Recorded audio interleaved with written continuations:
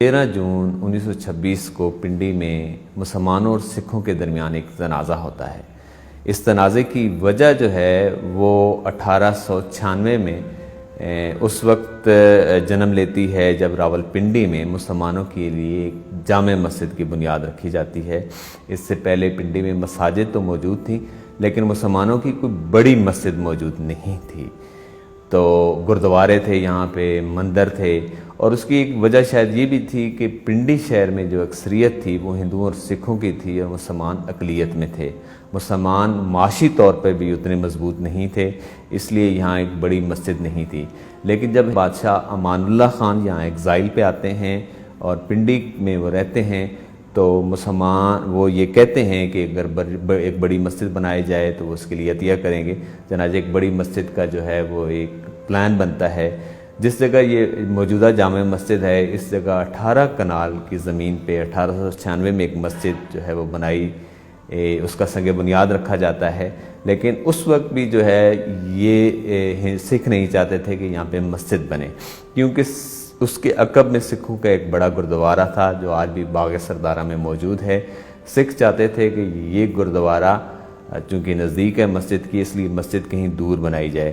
تو اس وقت پیر مہر علی شاہ صاحب جو تھے انہوں نے انٹروین کیا اور انہوں نے اپنے اثر و رسوخ سے سکھوں کو قائل کیا کہ مسجد اور گردوارے میں کوئی تنازع نہیں ہوگا تو آپ یہ بننے دیں۔ چنانچہ 1901 میں یہ مسجد بن جاتی ہے اور اس دوران جو ہے وہ اگلے 25 سال تک کوئی تنازع نہیں ہوتا۔ لیکن پھر اچانک یہ ہوتا ہے کہ ایک جو ہے مسجد سے پیچھے ایک سینما بن جاتا ہے، اور سینما جو ہے جو بندہ بنا رہا ہوتا ہے وہ سردار موہن سنگھ ہیں جو اس وقت راولپنڈی کی میونسپل کمیٹی کے چیئرمین ہوتے ہیں۔ مسلمان یہ کیس کر دیتے ہیں کہ اس سینمے کو روکا جائے کیونکہ مسجد ہے ساتھ، لیکن مسلمان عدالت میں یہ کیس ہار جاتے ہیں۔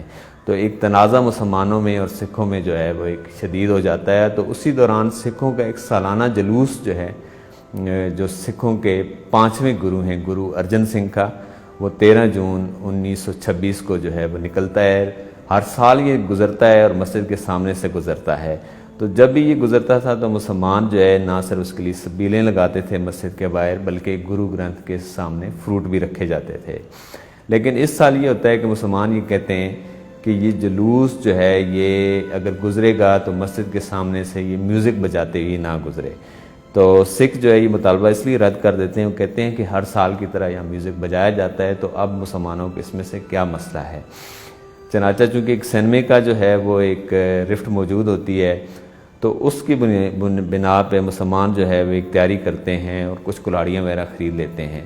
تو سکھوں کی اس کی بھنک پڑتی ہے، تو وہ جو جلوس ہوتا ہے جس میں سالانہ 2-3 ہزار سکھ شامل ہوتے ہیں، تو اس سال یہ 12 سے 15 ہزار سکھ جو ہیں اس جلوس میں آ جاتے ہیں۔ تو جب وہ مسجد کے سامنے سے گزر رہے ہوتے ہیں اپنے ڈھول باجے بجاتے ہوئے، تو مسلمان ان سے کہتے ہیں کہ آپ جو ہے یہ ڈھول باجے نہ بجائیں، اس سے مسجد کا تقدس مجروح ہوتا ہے۔ لیکن وہ باز نہیں آتے، تو اس دوران مسلمان جو ہے اس جلوس پہ پتھراؤ شروع کر دیتے ہیں۔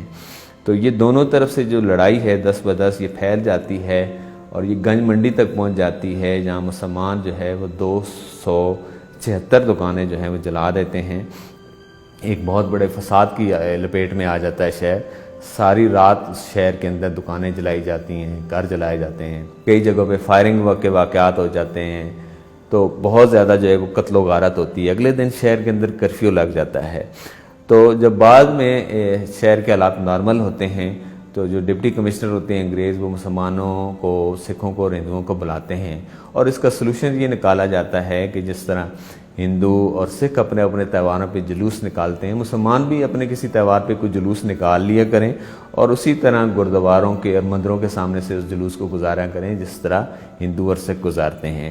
چنانچہ جو ہے مسلمان یہ فیصلہ کرتے ہیں کہ وہ عید میلاد النبی کے موقع پر، جو اس سے پہلے صرف 12 وفات کے نام سے برصغیر میں یہ دن منایا جاتا تھا، اس کے بعد اس کو عید میلاد النبی کے نام پہ ایک جلوس جو ہے وہ پہلا جلوس جو ہے 1927 کو نکالا جاتا ہے، جس میں اس وقت کے جو تاریخ دان ہیں، جو لوگ موجود ہوتے ہیں شہر میں، وہ یہ کہتے ہیں کہ 15 لاکھ لوگوں نے اس جلوس میں شرکت کی تھی۔